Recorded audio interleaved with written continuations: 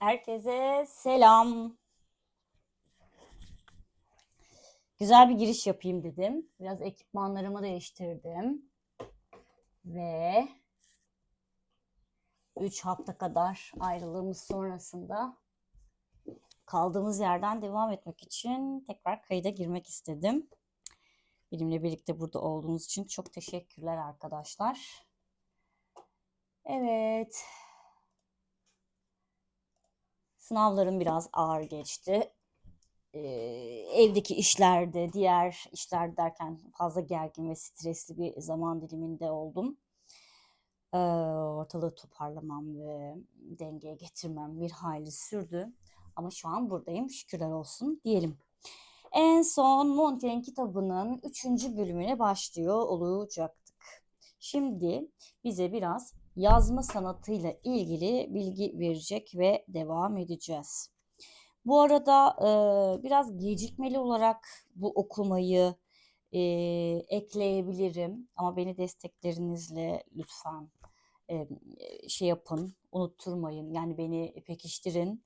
Çünkü projelerim çok fazla var. Hepsiyle ayrıca bir içerik üretme alanında olmam gerekiyor. Yeni açacağım eğitim var. Devam ettiğim, başlamış olduğumuz Tanrıçalar kitap okuması var. Ki o da çok bomba ve çok verimli gidiyor. O yüzden biraz böyle bir şeyleri değiştirmek, yeni bir yol açmak ve benzeri gibi dürtülerim var. Aslında onların da biraz akışında devam ediyorum. O yüzden buraları da unutmak istemiyorum. Burasını bir havuz gibi düşünmek istiyorum. Kendi öğrencilerime de en azından bir geçmiş bir şeyi olsun. Geçmiş dokümanları olsun. Çünkü bunlar mandala üzerinden yapmış olduğumuz çoğu şey için çok önemli detaylar ve bilgiler ve genel olarak deneyimlerle eşlik etmesi gereken veriler, bilgiler diye düşünüyorum.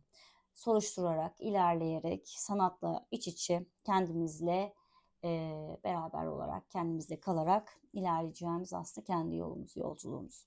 Peki ben Montaigne'in okumalısına devam ediyorum. Yazma sanatı. Yazı yazmak için kağıt kalemi elime aldığım an o zamana kadar yanımda bulundurmuş olduğum kitapları bir kenara korum. Onların hafızamdaki yerlerini boşaltırım. Öyle olmayınca düşünce akışım sekteye uğrar.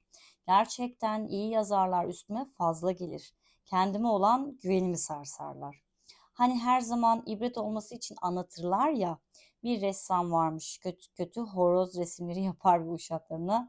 Dükkana hiç canlı horoz sokmamalarını sıkı sıkı tembih edermiş. İşte benimkisi de bu hesap. Hatta çalgıcı Antigenides'in bulduğu yöntem daha da uygun. Bana daha da uygun. Bir şey çalacağı zaman kendinden önce ve sonra halka bir sürü kötü şarkı dinlettirirmiş. Hem böyle derim hem de Plutarkos'tan kolay kolay ayrılamam. O kadar dünya içine almış ki bu adam. Ne yapsanız, hangi olmayacak konuyu ele alsanız bir taraftan gelir işinize karışır ve size türlü zenginlikler, güzelliklerle dolu cömert bir el uzatır. Kendine her gelene bu kadar kolayca yağma ettirmesi bayağı gücüme gidiyor. Yazarken eğer etrafımda ya da aklımın bir taraflarında birilerinden arta kalan düşünce kırıntılarının yoğunluğu varsa bu benim özgüvenimi sarsar. Kimin sarsmaz? Kendimize dair fazla yargılara sahip değil miyiz? Hemen yapmış olduğumuz bir şeyi küçümseyen, değersizleştiren bir bakış açısı, bir algıyla onu yok etmek isterken kendimizi bulabiliyoruz. Onu yaptığımız, sevdiğimiz, beğendiğimiz bir şeyi, keyif aldığımız bir şey bile kendimizi durdurarak sonuçlandırabiliyoruz. Ben de nitekim bu çalışıyor. Bu özgüven sorunu yazıya da yansır. Ellerim titrer, kan basıncım artar. İşte o zaman düşüncelerim infilak eder. Kağıdın üzerinde istediğim gibi at koşturmak için eve kapanıyorum. Benim yoğunlaşmamı engellemeleri için yabancı memleketlerde oturmayı tercih ediyorum. Oturmak, yaşamak için tercih etmiş olduğum yer öyle bir yer ki tanıdığım hiç kimse okuduğu duanın Latincesini bilmez. Hele Fransızcasını hiç anlamaz. Başka yerde yazsam daha iyi yazardım ama yazdığım şey daha az benim olurdu. Oysa ki benim yazımda asıl aradığım tam manasıyla kendimin olmasıdır. Ben yazarken çala kalem yazdığım için sık sık hatalara düşerim. Bunları pekala düzeltebilirdim. Ama o zaman benim adetim malım olmuş. Kusurları düzeltmekle kendi kendimi yanlış tanıtmış olurum. Yazılarda meydana gelen hataları düzeltmek başkalarına kendimizi hep güzel göstermeye çalışmanın doğurduğu bir davranış. Halbuki insan hep iyi olamadığı gibi her zaman doğru olanları da yapamaz. Hatalarımız da bizimdir. Biz bu hatalarımızı niye bir türlü kabul etmek istemeyiz ki? Sanki onlar istemeden kaza sonucu doğmuş bir çocuk gibidirler. Kağıda yazılan şey orada kalmalıdır. Bu çok güzel bir anekdot. Şundan dolayı söylemek istiyorum.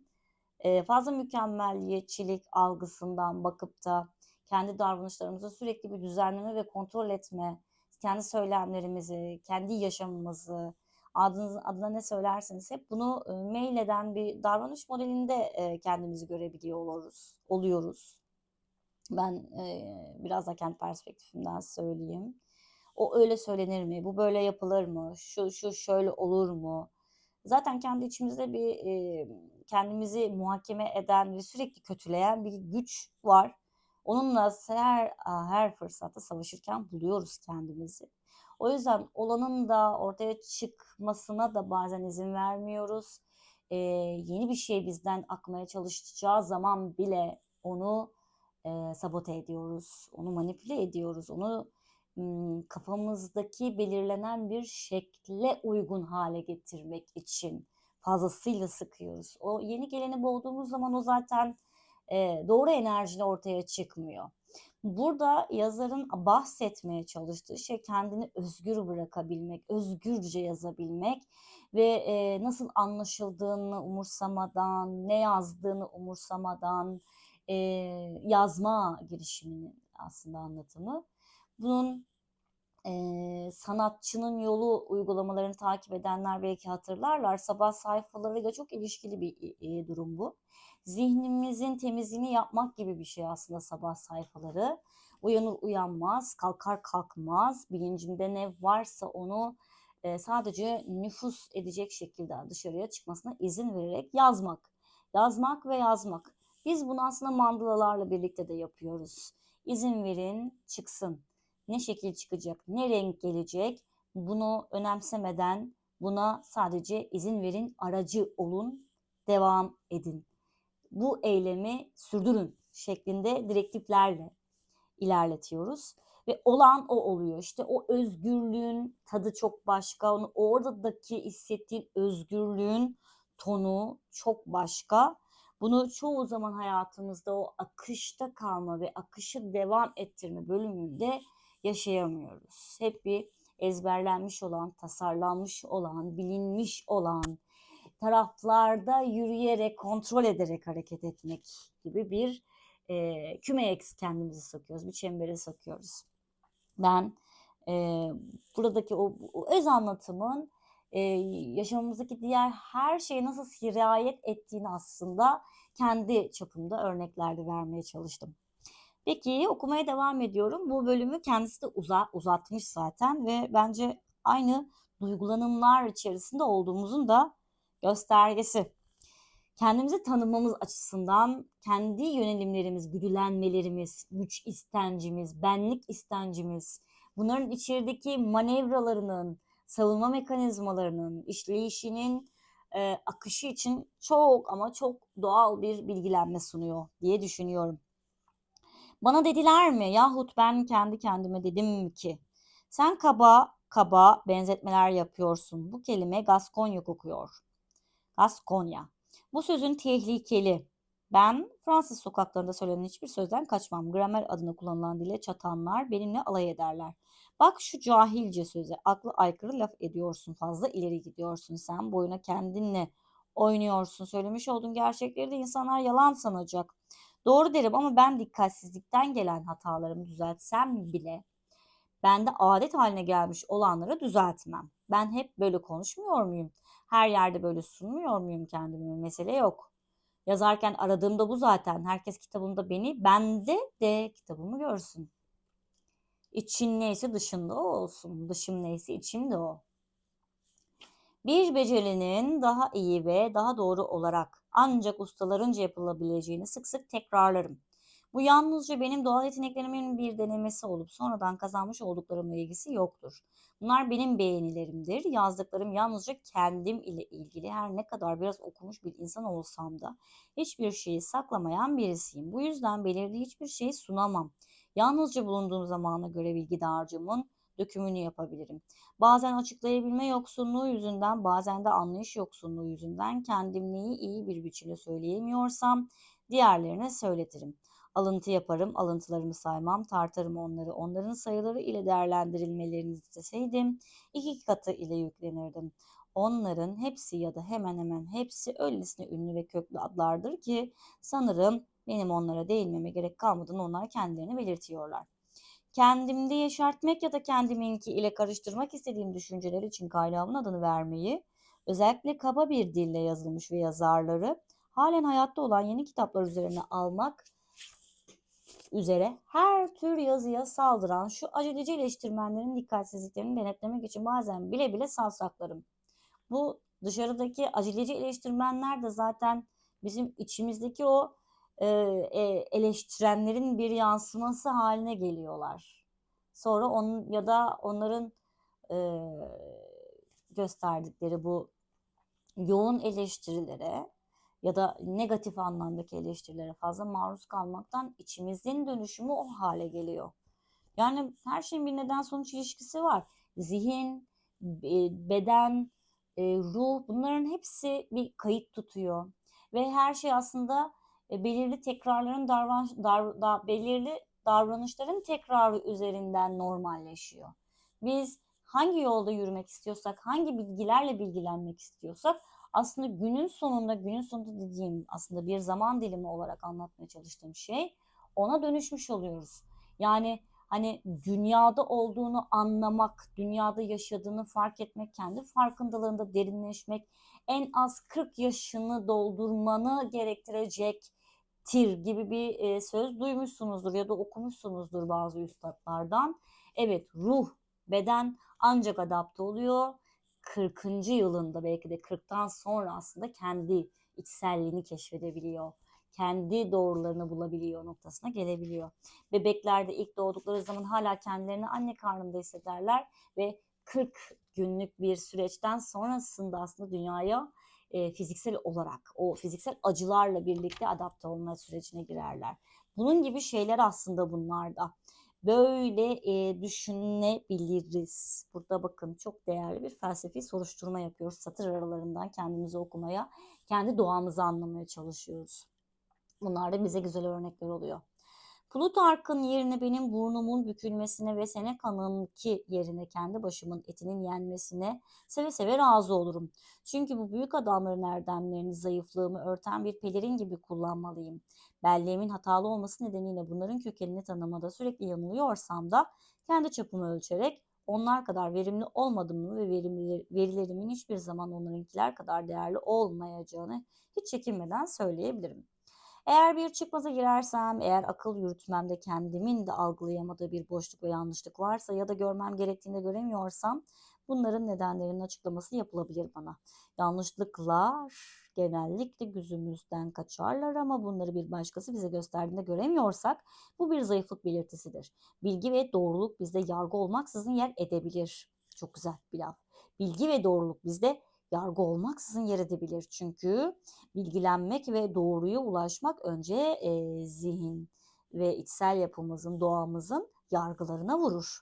O yargılardan geçebildiği ve içselleşebildiği ölçüde zaten o öz hali korunarak orada yerleşim bulabiliyor.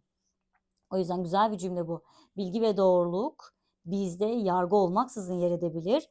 Aynı biçimde yargı da bunlar olmaksızın birisinin kendi bilgisizliğinin bilincine varabilmesi gerçekten de bildiğim en iyi ve en belirgin yargılama yöntemidir. Gelin bir de buradan yakalım. Çok harika bir cümle yapmış. Yani ben onun kurduğu cümlelere hayran oluyorum. Çünkü bu cümle üzerinden o kadar güzel anlatıyor ki birisinin kendi bilgisizliğinin bilincine varabilmesi gerçekten de bildiğim en iyi ve en belirgin yargılama yöntemidir. Yazılarımı bir düzene koymak için gelişigüzellikten başka hiçbir eğitmenim yok. Gelişigüzellikten başka hiçbir eğitmenim yok. Bu gelişigüzellikten kasıt işte akışa teslim olma olarak da yorumlayabiliriz günümüz dilince. Düşünceler aklıma geldikçe toparlarım. Bazen grup grup, bazen de tek tek ve yavaş. Eğer doğru yoldan sapıp gitmiş olsam bile herkesin benim doğal ve alışık olduğum adımlamamı görmesini isterdim. Olduğum gibi ilerlerim. Araçlar üzerine.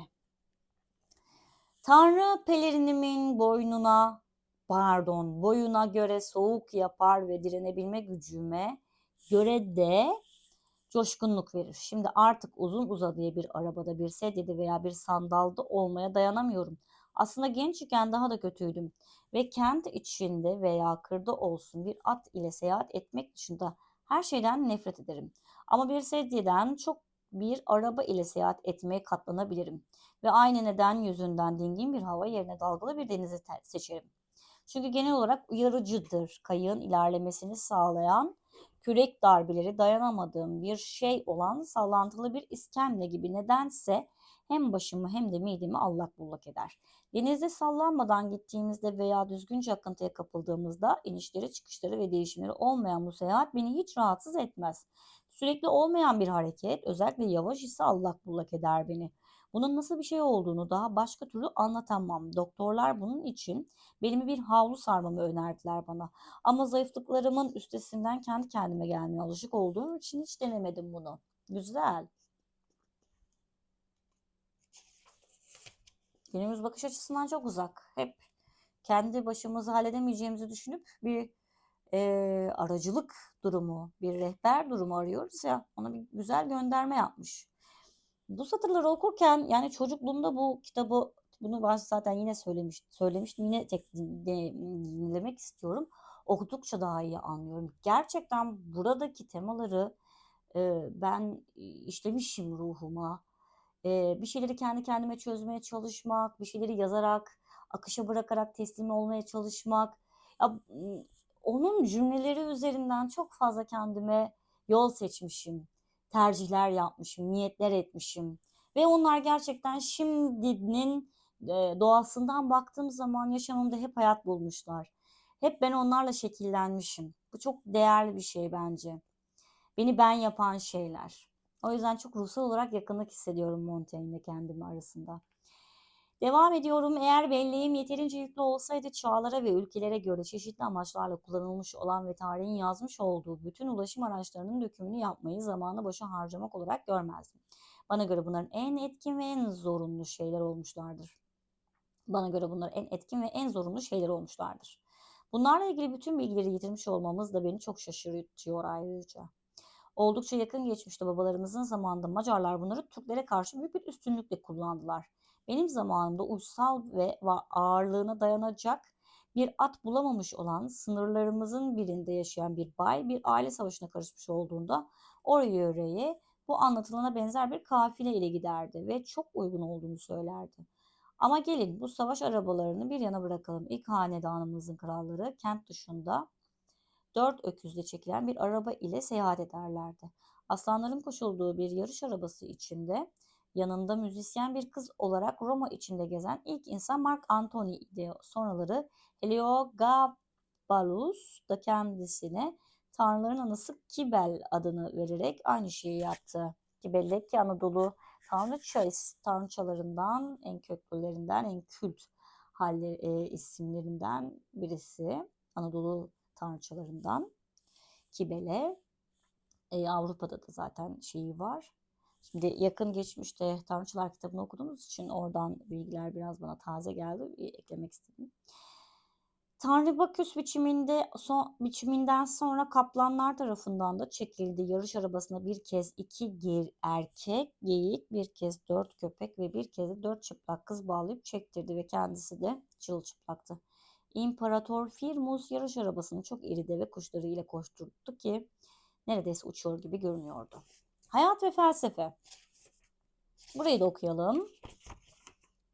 Bundan sonra biraz ara verelim. Bu kitabı ben öz inceleyerek, yorumlar yaparak, çok da süreyi uzun tutmayarak ilerletmek istiyorum.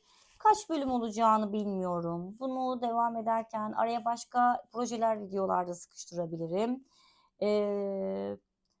Bence ne zaman karşımıza çıkacaksa, ne zaman dinliyor olacaksak o zaman bizim o anda ihtiyacımız olanlarla ilgili bize bilgiler sunacak diye düşünüyorum. O yüzden acele etmeyelim. Zaten zamanın getirdiği bu buhranlığın acelecilikten doğduğunu da görebilmek çok değerli bir şey.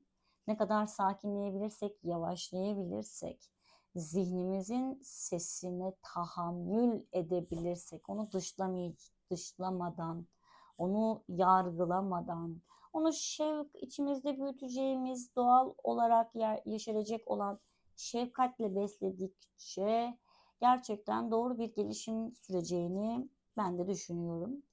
Nitekim de ben yıllardır böyle bir yolculuğu yapmaya çalışıyorum. Hayat ve felsefe. Çağımızda felsefenin bu kavrama bağlı insanlar için bile değersiz ve sanal olması, yaygın düşünce ya da gerçek alanında olsun, yararsız ve anlamsız bir şey haline gelmesi çok yazıktır. Bunun nedeni kanımca kendisine yaklaşımı engellemiş olan yan yollardır. Felsefeyi çocuklara yaklaşılamaz bir çalışma, üzücü, zorlu ve asık suratlı bir uğraş olarak tanıtmak çok yanlıştır. Evet. Bu karanlık ve iğrenç maskeyi kim giydirdi ona? Halbuki ondan daha neşelendirici, daha kıpır kıpır, daha canlandırıcı ve hatta daha kutsal bir şey olamaz. Bize mutluluktan başka bir şey vermez. Üzücü ve karamsar bir ortam burada felsefenin evinde olmadığını gösteriyor. Hasta bir bedenin içinde gizlenmiş akılsal acıları ve neşeyi anlayabilirsin. Yüz, her ikisini de yansıtır. Katılıyorum. Belki de modern çağımızda güzel bir noktaya getirilen P4C diye sanıyorum, değil mi? PC4 müydü? Ay, bunları da karıştırıyorum. Çocuklar üzerinden felsefe çalışmaları yapılan alanlar, hikayeler üzerinden, dramalar üzerinden çocuklar kesinlikle felsefeyle çok çok daha erken tanışmalılar. Ben çok geç felsefeyle tanıştığımı düşünüyorum. Çok daha erken maruz kalabilirdim gibi bir fikrim her zaman olmuştur mesela. Devam ediyorum. Kendini felsefeye veren akıl, sağlıklı olması nedeniyle bedeni de sağlıklı kılar. Ya belki buradan felsefeden ne anladığımız biraz konuşma konusu sayılabilir arkadaşlar. Felsefe okumak ya da kavramları ezberlemiş olmak üzerinden bakmasak da en basit haliyle şöyle düşünsek. Felsefe bir soruşturma hali olabilir hayatımızda. Zihinsel olarak neler olduğunu, ruhsal olarak neler olduğunu anlamamıza yönelik dışsal etkilerin de nasıl bir tezahür alanı oluşturduğunu anlamaya yönelik. Yani kendimizi ve kendimiz dışındaki kişiyi anlamaya yönelik bir soruşturma alanı olarak görsek, felsefe bu anlamda çok güzel bir işleyiş sunar diye düşünüyorum. Yani niyet bu olabilir. Çünkü felsefe deyince işte Aristotelesler, Platonlar, Kantlar, Hegel'ler bir sürü alan giriyor. Modern felsefe, zihin felsefesi, dil felsefesi ki bu bilim felsefesi ki hiç sevmediğim bir yer. Bilim felsefesine hiçbir şekilde giremedim. Çok fazla terim var, çok fazla matematiksel hesaplamalar var. Pek hoşuma gitmiyor ama mantığı çok seviyorum. Aristoteles mantığını çok seviyorum ama Stoa mantığını da çok fazla seviyorum. En son gördüğüm konular da zaten bunlarla ilgiliydi. Çok da değerliydi. Bana ya evet bir felsefi derinlik katmak için e, buradan en başta söylediğim cümlelerle konuşayım. Oradan başlayıp sonrasında derinleşmeye çalışmak akılsal olarak, kavramsal olarak güçlü tutabilir. Yani aklımızı çalıştırdığımız sürece ve mantıksal bir birleşim yapabildiğimiz sürece bence dünyayı anlama, dünyaya anlam katma, inançlarımızı belirleme daha rasyonel bir taraftan, rasyonelleştirilmiş bir taraftan işleyebilir. İşlemelidir de zaten. Günün sonunda her tel birbirinden ayrı oynuyor. Aklımız farklı çalışıyor, kalbimiz farklı çalışıyor, bedenimiz farklı doku diyorum. Bedenimizin işleyişi çok daha farklı. Yani Burada bütünsel olarak baktığımız zaman yememiz, içmemiz, diğer konular, bulunduğumuz ortam, her şey birbiriyle bağlı ve bütünlüklü olarak ele alınması gereken bir şey. O yüzden yaptığımız çabalar boş değil. Mutlaka bir şeylerin etkisine ve birleştirmesine sebep oluyor diye düşünüyorum. Kendini felsefeye veren akıl, sağlıklı olması nedeniyle bedeni de sağlıklı kılar. Seçim özgürlüğü geliyor biliyor musunuz? Dogmatikleşmiş ya da oraya bizim dışımızda düşünsel aklımızın bulmasının dışında varlıkların yerleştirmiş olduğu şeylerle aramızda mesafeler belirmeye başlıyor. Yani en güzel örnek belki de o olabilir. Çünkü bize bir doğru empoze edildi. Annemizden, babamızdan, çevremizden, öğretmenlerimizden. Bu budur, bu şudur, şu şudur. Bunun dışında kalan yanlıştır, şöyledir. Sonra bir noktaya geliyorsun. Doğru, doğru mu? Yanlış, yanlış mı? İkisi bir arada. Sonra başka bir yere giriyorsun. Doğru ve yanlış yoktur. Hayda, kafayı sil baştan tekrar başla. Yani insanın kafasının karışmadan doğru bir zeminde hepsini ele alarak bir dinginlik haliyle potasında eritebilecek şekilde doğru dönemleri ortaya çıkarabilecek şekilde bir alt zemin hazırlayabilmesi mümkün olması gereken de bu. Herkesin önce bunun için uğraşması gerektiğini ben de düşünüyorum. Dinginliğini ve sevincini belirgin bir biçimde parlatmalı, dış yapıyı biçimine sokmalı, içiyle dışı bir olmalı yani ve dolayısıyla sevecen bir gururla donatmalı. Evet, gururun fazlası tabii ki dengesi kaçan bir şey ama öz otantikliğin de belli bir öz gururla yerleştiğini görebilmek lazım. Gurur da çok değerli bir şey. Gurur sınırlar da belirler, kişisel yeri de ortaya koyar. Birinin ağzına göre davranmaktan seni soyutlar, çıkartır. Kendi dediğinin arkasında durabilme cesaretini de getirir gibi gibi. Gurur burada çok önemli bir kavram. Gurura nasıl bir kavram yüklediğinizi kendi içinizde ayrıştırın diye eklemek isterim. Sokmalı ve dolayısıyla sevecen bir gururla donatmalı, etkin ve canlı bir çatı ile, mutlu ve neşeli bir görünüş ile, erdemin en belirgin dışa vuruşu sürekli bir burayı baştan alacağım. Erdemin en belirgin dışa vuruşu sürekli bir mutluluktur. Görünümü ayın yukarısındaki şeylere benzer. Hep dingin, müritlerini o kadar pis ve bulaşığı kılan felsefe değildir. Bunu nasıl anlamalıyız? Burada çok yanlış yere gidecek bir cümle kalıbı olduğunu düşünüyorum. Tekrar okumak istiyorum. Erdemin en belirgin dışa vuruşu sürekli bir mutluluktur. Bakın bunu pozitiflik anlamında toksik hale gelmiş, her şeyi olumlayacağız anlamına getiren bir mutluluk olarak görmeyin. Dinginlikten ortaya çıkan bir mutluluk. İnsan nasıl mutlu olur?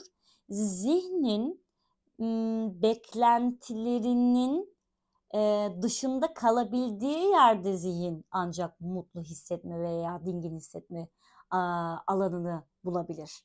Ama biz böyle çalışmıyoruz. Biz neden sonuç ilişkisine göre yön alan bir zihne sahibiz ve her yaptığımız hareketin bir niyeti ve onun sonucunu da elde etmek istediğimiz bir haz güdümü var.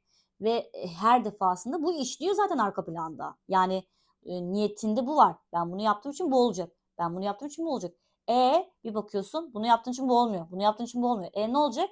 Bu seni zaten sürekli kılan bir mutsuzluğa itecek. O zaman mutlu mutsuz, mutlu mutsuz, mutlu mutsuz. Yani sen dingin halden gerçek hale geçen mutluluğu değil, hazların sağlandığı için toksik bir mutlulukla görüntü ortaya çıkartıyorsun. Kendi içinde bunu deşifre etmeni çok değerli buluyorum. Burada erdemlilik diye kalıba soktuğum mutlu dingin hal bu. Mutluluk dinginlikten gelen mutlu hal. Bir daha okuyayım. Oralar tam bir otursun. Erdemin en belirgin dışa vuruşu, bakın dışa vuruşu sürekli bir mutluluktur. Görünümü ayın yukarısındaki şeylere benzer. Hep dingin. Müritlerini o kadar pis ve is bulaşığı kılan felsefe değildir. Yani felsefeli bir yere kadar sizi götürecek, o dinginliğe ulaştırmada bir rol olacak ama ne kadarına kadar.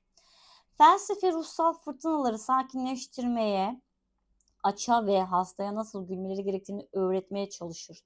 Felsefenin amacı erdemdir. Bu erdem de medresenin söylediği gibi sarp, yalçın ve çıkılmaz bir dağın başına dikilmiş değildir. Ona yaklaşanlar tersine güzel, bereketli ve çiçekli bir ova içinde görürler onu. Orada erdem yine her şeyden yüksektedir. Fakat yerini bilen olunca ona gölgeli, çimenli, güzel kokulu yollardan güle oynaya göklerin kubbesi gibi rahat ve dümdüz bir inişle varılabilir. Bazıları bu yüksek, bu güzel, bu kadar sevinci dolu, bu zafer sevinci dolu, aşk dolu, tadına doyulmaz yiğitliğine ulaşılmaz erdemin tatsızlığa, rahatsızlığa, korkuya, zorbalığa açıkça ve amansızca düşman olan, kendine tabiatı kılavuz, mutluluğu ve zevki eş bilen erdemin semtine uğramadıkları için gitmişler. Acizliklerine uygun olarak böyle kasvetli, titiz, somurtkan, eli sopalı, asık suratlı, manasız bir erdem timsali tasarlamışlar ve onu insanları korkutmaya yarayan bir hayalet gibi dünyadan uzak bir kayalığın üstüne dikenlikler arasına oturtmuşlar. Hı hı. Erdemli olmasını ve yaşamasını bilen insanlar düşünmeyi, akıl etmeyi bildikleri gibi kuş tüyü yataklarda da yatmasını diğer insanlardan daha iyi bilirler. Onlar hayatta olmanın, yaşamanın, nefes alıp vermenin sevincini ve hazzını bilirler. Fakat onların işi bu. Nimetleri ölçülü kullanmasını ve yiğitçe bırakıp gitmesini bilmektir. Çetinliğinden çok daha fazla büyüklüğü olan bir iş ki onsuz her hayat bozuk, karışık ve şekilsizdir. Yaşam içinde taşların, çalıların ve canavarların bulunmasının en geçerli nedenidir erdemsizlik. Güzel bir gezi anlatısı ya da bilgece bir konuşma yerine özü olmayan bir öyküyü dinlemeyi seçmekle sapıkça bir eğilim gösteriyorsa bir öğrenci, arkadaşlarında yeni bir coşku uyandıran müzikten yan çizip başka bir ucuz şamataya yöneliyorsa, çok günümüze tanıdık şeyler bunlar sanki ama sadece versiyonları biraz değişmiş. Tablet, başka ve benzeri şeyler gibi çocukların mesela maruz kaldığı oyunlar, diğer şeyler. Bir tenis ya da top oyunu yerine elinde ödülü ile toz içinde ama gururlu bir şekilde bir güreş oyunundan dönmeyi daha zevkli ve daha tatlı olarak görmüyorsa, eğer tanıklar yoksa, çok geç kalınmazdan önce eğitmeninin kendisini hırpalamasından başka bir yola getirme yöntemi göremiyorum. Değişik bir yöntem olarak bir dük oğlu bile olsa çocukların babalarının niteliklerine göre değil, kendi akıllarının niteliklerine göre değerlendirmeleri gerektiğini söyleyen Platon'un aktöre öğretisine uygun olarak büyük bir kentte bir fırıncı yanına verilmelidir. Nasıl yaşamamızı bize öğreten felsefe olduğundan ve öteki çağlar gibi çocukluk çağının da ondan öğreneceği dersler olduğu için niye çocuklarla felsefe öğretilmez? Kil ıslak ve yumuşak. Gelin onu sert ve dönmekte olan teker üzerinde hemen biçimlendirelim. Harika bir mecazi anlatım. Bunu dokuduktan sonra kapatıyorum çünkü muhtemelen yemeğimi yaktım, oraya gitmem lazım. Yaşam sona erdiğinde nasıl yaşanması gerektiği bize öğretilmiştir. Felsefenin basit düşüncelerini alın, bunların nasıl seçileceğini ve yerine göre nasıl kullanılabileceğini öğrenin. Boccacio'nun, yanlış telaffuz etmiş olabilirim, kesinlikle bilmiyorum, bir öyküsünden çok daha kolay anlaşılır bunlar. Felsefenin bir insana yaşlılığında olduğu kadar doğumunda da öğretecekleri vardır. Menisius'a yazdığı mektubun başında Epikürus şöyle demişti: gençler felsefeden uzak durmasın ya da yaşlılar ondan bıkmasın. Böyle yapmak mutlu bir yaşam için zamanın daha gelmediğini ya da çoktan geçmiş olduğunu söylemekle aynı kapıya çıkar. Yoksul ve zengini eş değerde yararlıdır. Onu boşlamak gençleri ve yaşlıları aynı biçimde sakatlar. Horatius söylemiş. Okumak üzerine diye devam edeceğimiz bir alan daha var. Evet arkadaşlar, bugünlük bu kadar. Dinlediğiniz için teşekkürler. Umarım faydalı, farkındalıklı olmuştur.